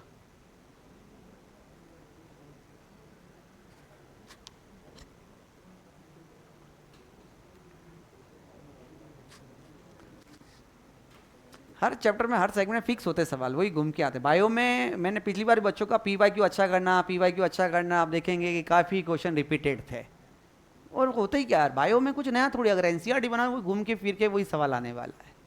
इसलिए फिर कह रहे हैं एनसीईआरटी बेस पढ़ो, पीवाईक्यू अच्छी करो, फुल क्वेश्चन की प्रैक्टिस करो, एनसीईआरटी बेस क्वेश्चन की प्रैक्टिस करो। उलूल जुलूल क्वेश्चन दिखे, टीचर ने नहीं कराया, छोड़ दो, टेंशन नहीं करने का, आएगा ही नहीं नीट में, बस ये दिमाग में।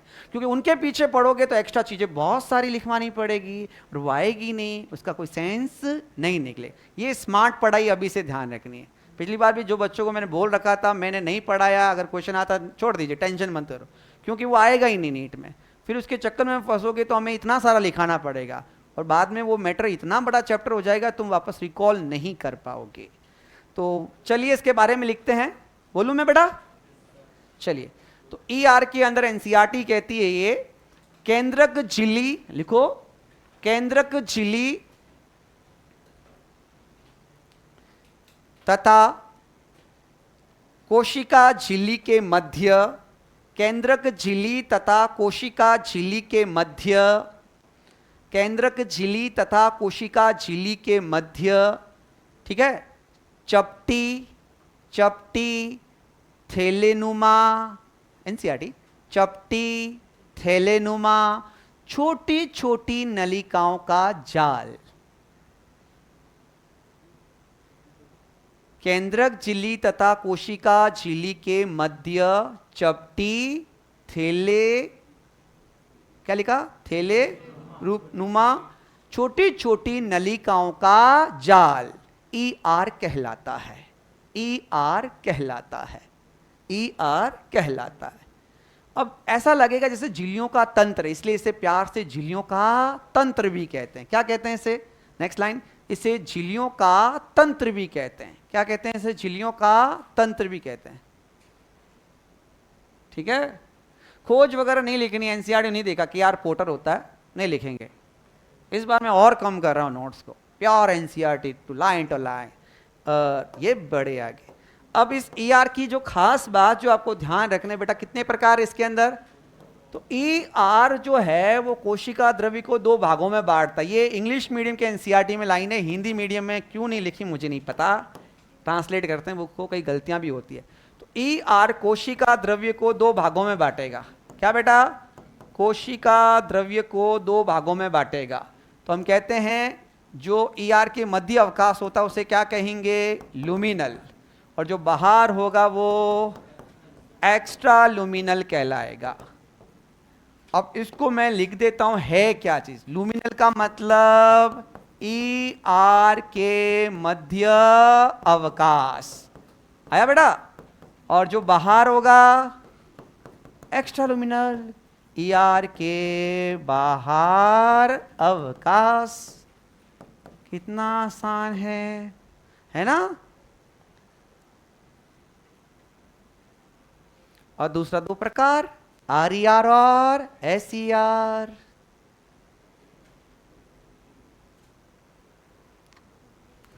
कल गोल्जी बॉडी, लाइसोसोम, रिक्तिका वगैरह अपन हो जाएगा, फिर माइटोकॉन्ड्रिया, क्लोरोप्लास्ट, है ना, सेंट्रियोल। मेरे को ज़्यादा बड़ा चैप्टर नहीं नजर आ रहा है ना? इजी है ना आपको बेटा? कितना आसान है चैप्टर, तो फिर बायो बहुत आसान है। अगर मैंने फिर कहा था, आज पढ़ के आए क्या आप लोग सब? घर से पढ़ के आए कि नहीं आए? अब मैं इतना ही लिखा रहा हूँ आज, और थोड़ा सा आज फ्लैशबैक, अब ये थोड़ा रोज करूंगा मैं। आते ही पूछूंगा कल क्या पढ़ाया, और जाते समय आज क्या पढ़ा उसका फ्लैशबैक, ताकि क्लास में कम से कम 90% तो याद होना ही चाहिए। आंकड़े जाहिर सी बात है घर जाकर याद करने पड़ते हैं, पर जो कॉन्सेप्चुअल चीज़ है वो क्लास में ही याद होनी चाहिए। यहाँ तक हो गया? तो चलिए आज की कक्षा के अंदर जो चीजें हमने देखी फटाफट एक बार रिकॉल करते हैं। आज पढ़ा कोशिका भित्ति के कार्य, कितने? 3। यांत्रिक हानि, संक्रमण से सुरक्षा, कोशिकाओं के मध्य संपर्क, अवांछनीय वृद्धि अणु को रोकना। उसके बाद हमारा टॉपिक था झिल्ली। कहते हैं झिल्ली जीवित होती है प्रत्याश से लचीली चयनात्मक। इसकी खोज 1950 के बाद। अध्ययन के लिए बेस्ट प्रोटीन, वसा, कार्बोहाइड्रेट भी होता है। अब यहां सिंगर निकोलसन ने कौन सा मॉडल दिया था? फ्लूइड। अरे कब आया? 72। ये बायोटेक का आंकड़ा है, जब हर्बर्ट बोयरस्टेल कहे ने साल्मोनेला टाइफीमोरियम पर कार्य करके पहला RDNA बनाया। अगर हम बात करते हैं सिंगर निकोलसन के हिसाब से, इसको अपन 2 मेन चीजों में बांटते हैं, वसा और प्रोटीन। वसा का नाम फॉस्फोलिपिड, कितनी परत? ऊपर वाले सिरे ध्रुवीय, पूंछ वाले, पूंछ जो सिरा वो किससे बचाएगा? क्यों बचाएगा? और कैसा हो सकता है? असंतृप्त भी हो सकता है। Very good. इस फॉस्फोलिपिड की वजह से और कोलेस्ट्रॉल की वजह से झिल्ली कैसी होगी? तरल, अर्ध तरल, क्वासी फ्लूइड, जिसमें प्रोटीन के अणु कौन सी गति जो तरलता को बताएगी। प्रोटीन कितने प्रकार के? जो सतह पर होंगे आसानी से अलग, जो आंशिक रूप से पूर्ण रूप से धसे होंगे, या आंतरिक प्रोटीन जिन्हें आसानी से पृथक। बहुत बढ़िया, ये सब चीजें। ये गुलाब जामुन मॉडल, चाशनी वसा है, गुलाब जामुन प्रोटीन है। तो देखिए कुछ गुलाब जामुन जो चाशनी के ऊपर पार्श्व गति कर रहे हैं, आया?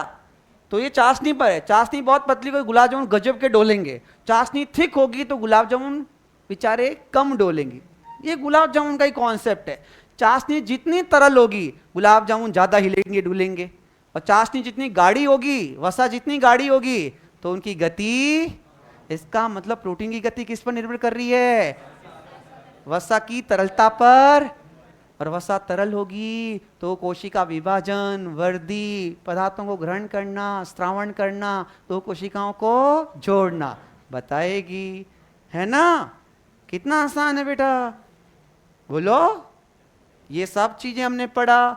झिल्ली के काम, विसरण और सुसाध्य, दोनों में कॉमन चीज सांद्रता प्रवणता और निष्क्रिय पर विसरण किसके लिए, उदासीन अणु।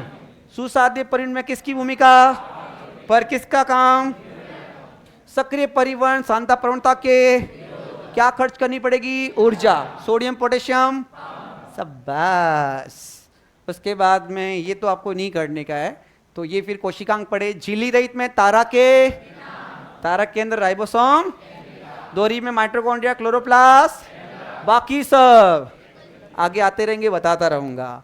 उसके बाद एंडो मेम्ब्रेन, ऐसे कोशिकांग जो दूसरे से जुड़े हैं, इजी लव, और 3 क्लोरोप्लास्ट, पेरोक्सिसोम, माइटोकॉन्ड्रिया, बस। तो ये चीज हमने पढ़ी, फिर याद शुरू किया बेटा। तो मिलते हैं कल। All the best, thank you so much.